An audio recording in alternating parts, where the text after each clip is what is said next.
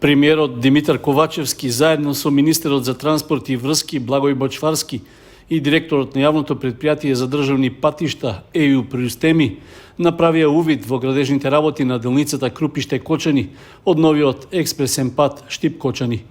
При тоа тие беа запознати дека досега се завршени 75% од работите. Делницата е долга речиси 14 километри. Според сегашната динамика, таа треба да биде готова до оваа есен. 8 километри од делницата е веќе покриен со првиот слој асфалт, а на останатиот дел се завршени земените работи. Бетонските конструкции на мостовите и надпатниците се завршени до 80% и сега се подготвуваат завршените работи на хидроизолацијата. Протеке процедура за набавка и поставување на еластична одбојна ограда, а на клучката кај Спанчево се вршат подготвителни работи за монтажа на осветлувањето и се чека приклучок кон напојната мрежа. Се подготвува набавка за сигнализација на патната опрема. Се поставуваат и оптички кабли. Сето тоа ни говори дека Министерството за транспорт и врски и јавното предпријатие за државни патишта, заедно со изведувачите и подизведувачите, се придржуваат до роковите и дека во наредните неколку месеци и оваа делница од експресниот пат Штип-Кочани ќе биде завршена. Премиерот Ковачевски нагласи дека за изградбата на експресниот пат од Штип до Кочани во вкупна должина од 28 километри се инвестираат 37,3 милиони евра.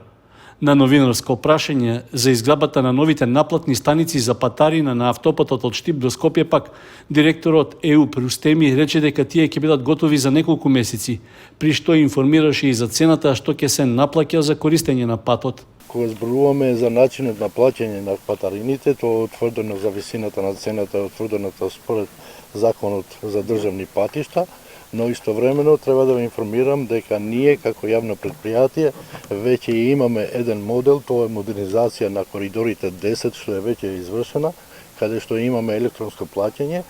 Тоа е подобра метода и тоа се поддржува и од Европска унија. Веќе и во Европска унија доста држави веќе имаат иницијатива да ги тргнат винјетите и да се преминува на електронско плаќање. Ние веќе имаме овде електронско плаќање. И овие двете патарини во релација Миладиновци и Штип ќе бидат со електронско плаќање. Цената на патарините се утврдува според законот, по километро е 2,57 денари.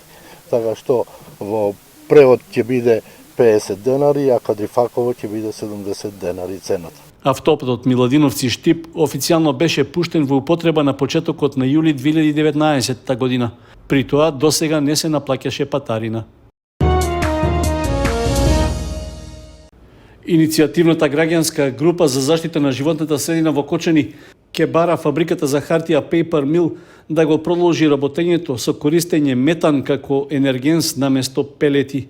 На работен состанок што се одржа викендов беа разгледани досегашните активности што групата ги презеде против нарушувањата на животната средина во општината и регионот.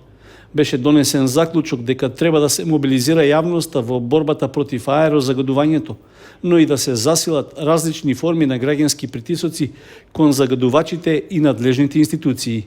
Целата идеја на сите следни активности е да функционираме координирано, да функционираме во согласност со законските правила и прописи и секако да бараме институционално решение за решавање на овие горчливи проблеми кои што се всушност последица од загадувачите, на кои видовме дека во изминатите 2 години апсолутно не име гајле за животот на жителите на општина Кочани. Граѓаните да го препознаат, да препознаат оваа борба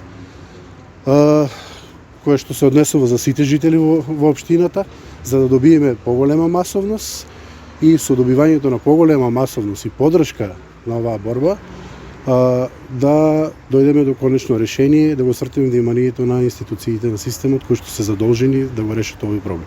Нашата енергија не е насочена да направиме штета кон одреден, само кон еден стопански субјект.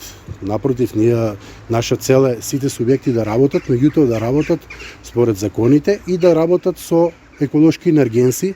На координативниот состанок беше истакната иницијатива Советот на општина Кочани да организира граѓанска трибина со присуство на представници од Министерството за животна средина, од надлежните инспекторати и од локалната самоуправа.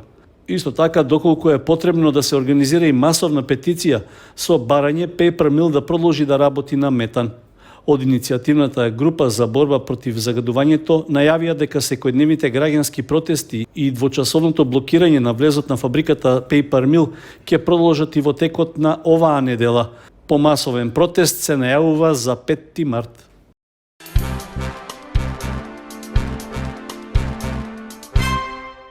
Во општина Чешиново Облешево почна со работа мобилна амбуланта за бесплатни гинеколошки прегледи за жените од населените места од регионот, а во рамки на активностите за превенција од рак на грлото на матката.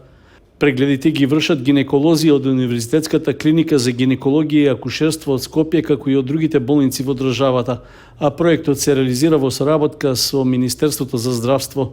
Подршка во неговото спроведување даваат и Македонската асоциација на гинеколози и обстетичари МАГО, Македонското лекарско друштво, Црвениот крст, Фондот за население на Обединетите нации и локалната самоуправа на Чешиново Облешево.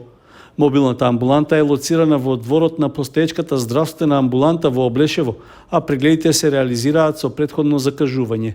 За бесплатен ПАП тест, заинтересираните жени можат да се пријават на телефонските броеви на Црвениот крст во Кочани, а термините за преглед се секој работен ден со почеток од 9 часот и 30 минути.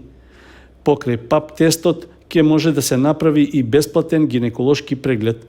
Со работата на мобилната амбуланта треба да се зголеми бројот на жени од ранливите групи, како и од руралните и оддалечени места, кои ќе добијат можност за редовен гинеколошки преглед, а ќе се влијае и за подигање на свеста за важноста од редовни скрининзи.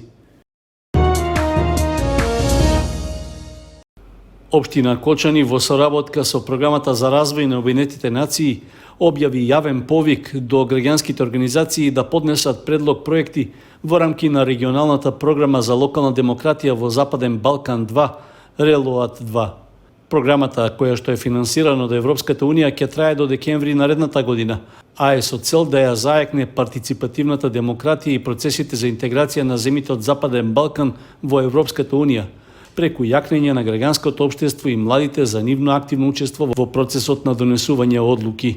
Повикот до граѓанските организации се однесува за поднесување предлог проекти што се доследни на развојните цели на општина Кочани и со кои се опфатени 4 приоритетни области: заштита на животната средина, туризмот, социјалната инклузија и младинските иницијативи. Износот на средства за одобрени проекти ќе се движи од 307.000 до 1.845.000 денари. На граѓанските организации ќе им бидат дозволено да поднесат повеќе од еден предлог проект, доколку вкупниот доделен износ не надминува 3.690.000 денари за целото време траење на проектот. Општина Кочани и UNDP го задржуваат правото да не ги доделат расположивите средства, доколку предлог проектите не ги исполнуваат зададените критериуми.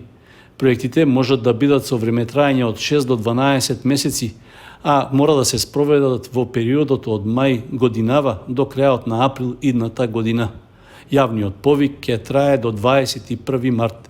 Документацијата за пријавување може да се обезбеди со испраќање барање во кое е наведено името на заинтересираната организација и тоа на адресата на општина Кочани. Сите неопходни информации и електронската верзија од целиот проект може да се преземат од официјалната веб страница на општина Кочани.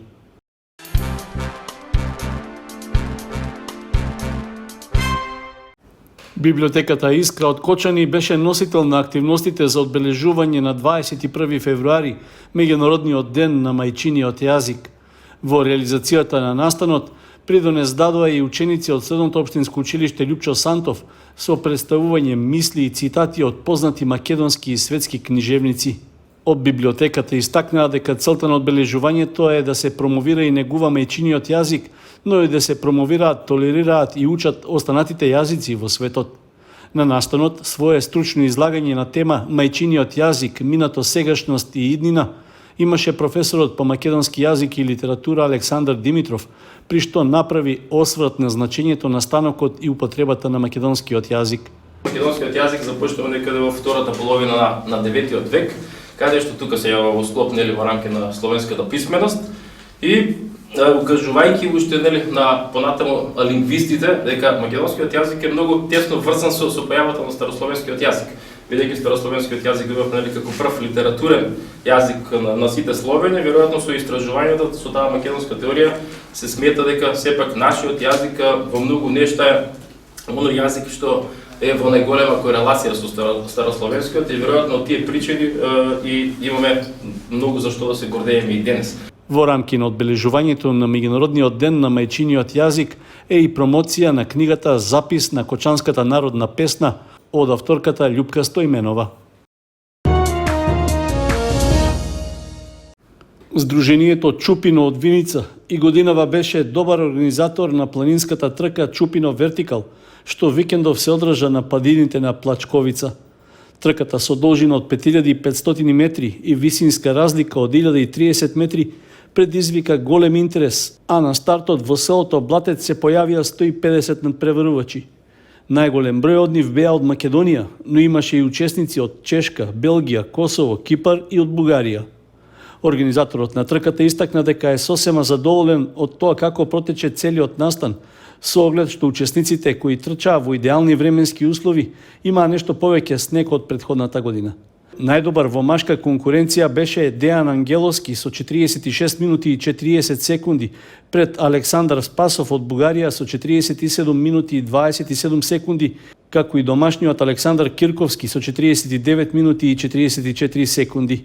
Кај надпреварувачките првото место и припадна на Сања Најдовски со 1 час и 4 минути, пред Сандра Арсовска 1 час и 10 минути, како и Марија Пеликон, која патеката истрча за 1 час и 11 минути.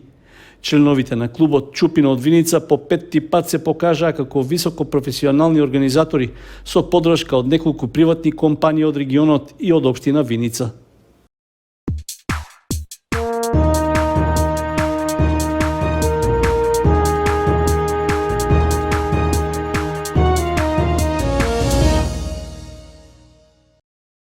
Викендов се одигра 16-тото коло во втората македонска фудбалска лига, што беше прво во пролетниот дел на актуелното првенство.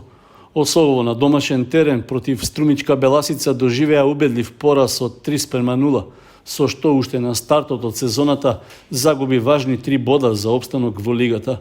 Уште понеповолен за жолто-сините е фактот што првите 2 гола ги примија во втората и четвртата минута од надпреварот. Така што, иако имаа доволно време да направат некаков резултатски пресврат, тоа воопшто не се случи. Напротив, при самиот крај на средбата гостите го постигнаа и третиот погодок, со што го поставија конечниот резултат и заслужено ги однесоа бодовите. Во првото пролетно коло во Виница, Слога 1934, како домакин против екипата на Пехчево, забележа победа од 2:1. Играта на теренот беше прилично изедначена, а гостите имаа бод се до пред 10 минути до крајот на средбата, кога домашните го постигнаа победничкиот гол. Слога го отвори резултатот преку Јордановски во 30-та минута, а Пехчево изедначи во 60-та со голот на капитенот Ступик. Во 79-та минута Иванов постигна уште еден гол за домашниот тим, со што ги обезбеди 3 бода. По првото пролетно коло, Слога останува на второто место зад победа со 32 бода, додека Осогово го задржува 7-то место со 19 бода.